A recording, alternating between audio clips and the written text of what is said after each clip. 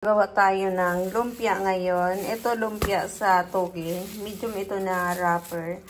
Ito lumpiang Shanghai. Small ito. 50 peraso. Tapos ito yung sa toge, kamote lang. At saka, anong tawag nito? Tokwa. At saka syempre yung toge. Kalahating kilo. Tapos ito naman sa Shanghai natin. Yung ating giniling. At saka carrots, kinchay. Siyempre, meron niya bawang sibuyas. Siyempre, paminta, ganon. Hugasan muna natin yung ating giniling. Tapos, patuluan natin. Ito na yung gagawin nating Shanghai. Bali, gusto nila niluluto muna tong giniling. Siguro, tanggalan lang natin ang tubig para maluto yung ating giniling. Saka natin ihalo yung mga sangkap. Hinugasan ko na to. Ito kumulo na, oh. Yung tubig yan na galing sa giniling. Hinugasan ko kasi to. Tingnan nyo, nagbubuo-buo siya. Kaya kailangan mamaya durugin muna natin bago natin ihalo yung mga sangkap niya.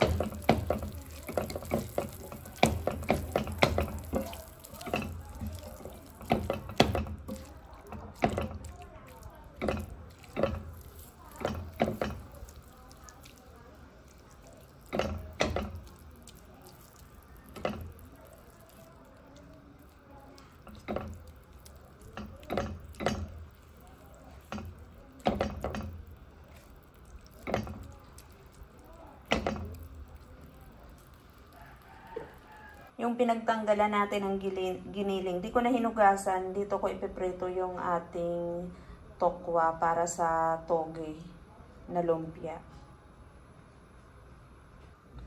Lagay na natin yung ating mantika. Para sa pritong tokwa. Tama na tong mantika. Ito na yung ating tokwa. Tanggalin na natin. Patayin na natin yung apoy nito.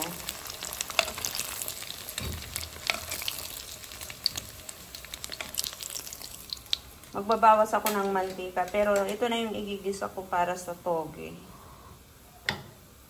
At ito na yung ating bawang. Binawasan ko siya ng mantika.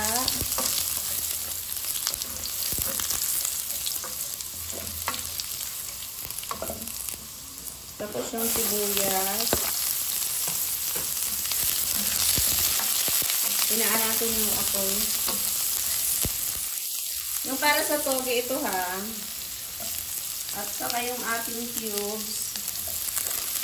Ang hinahalo ko sa toge, kamote lang talaga. Ayan, kamote.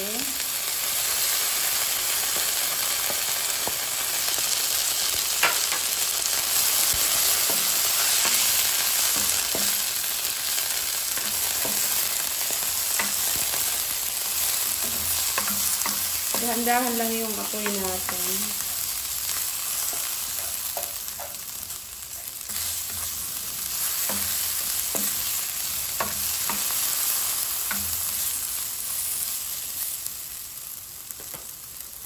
Lagyan natin ng konting asin. Konti lang kasi may cubes tayo, baka umalat. Medyo panabutin lang natin yung ating kamote.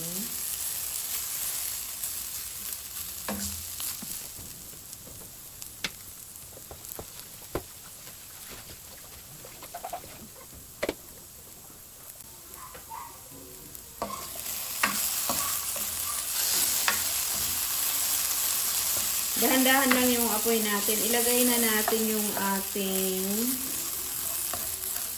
toge.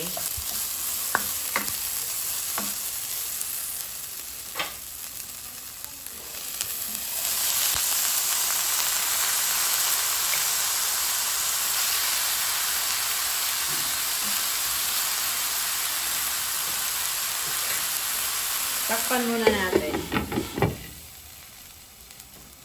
Ayan. Haluin na natin. Ilagay natin yung ating tokwa.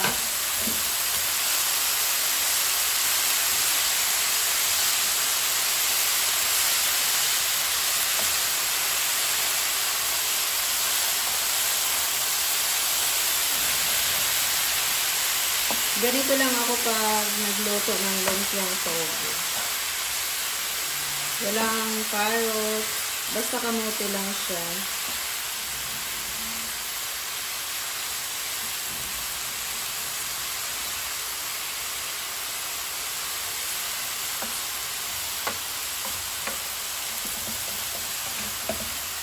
Hindi na ako maglalagay niya ng ano yun, yung paminta kasi sa sausawa na yun.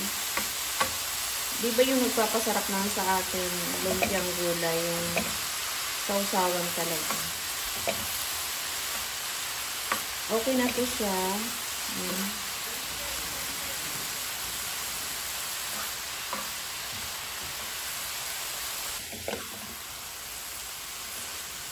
Di ba nagbago na ang kulay ng ating toge? Okay na po.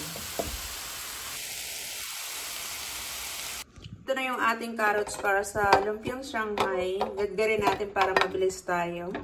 Ito na yung ating lumpiang Shanghai. Tingnan nyo yung sayote. Medyo malalaki yung pagka-gadgad ng iba. Yung iba naman pino. At ito na yung ating lumpiang Shanghai muna to na aking binabalot. Ayun.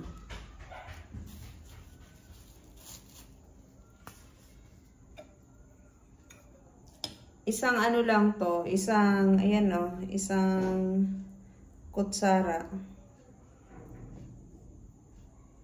Tapos maliit lang, kasi ito ang gusto nila na maliit lang, tapos manipis lang. Kasi gusto nila yung naluluto. Kaya, ganun. Ito muna yung ating lumpiang Shanghai ang inuna ko balutin.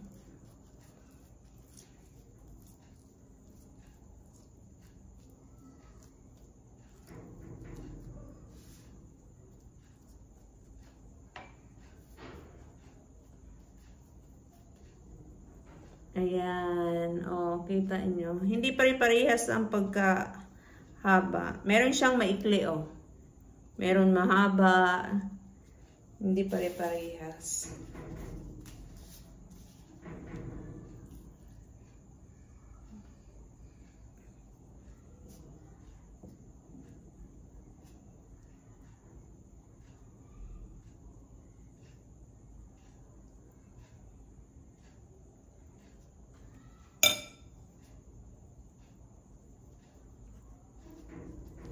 Maganda ito kasi meron kaming stock na lumpia.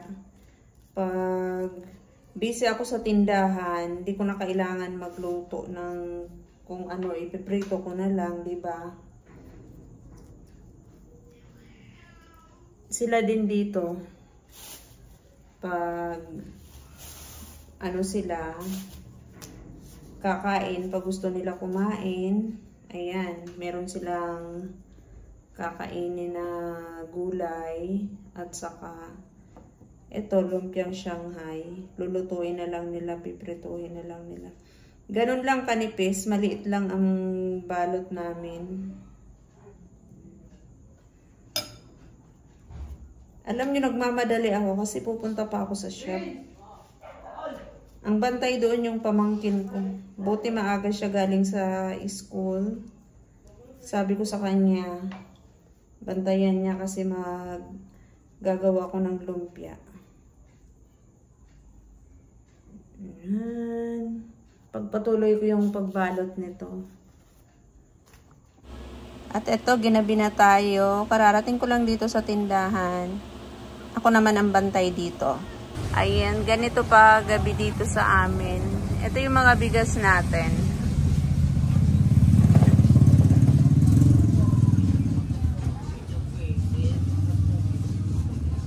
Yung itlog.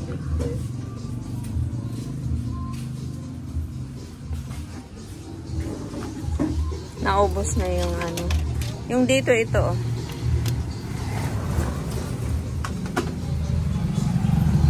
Gaganon natin. Lagayan natin para puno yung harap. Kasi yun ang nauuna kunin ng mga customer yung sa harap.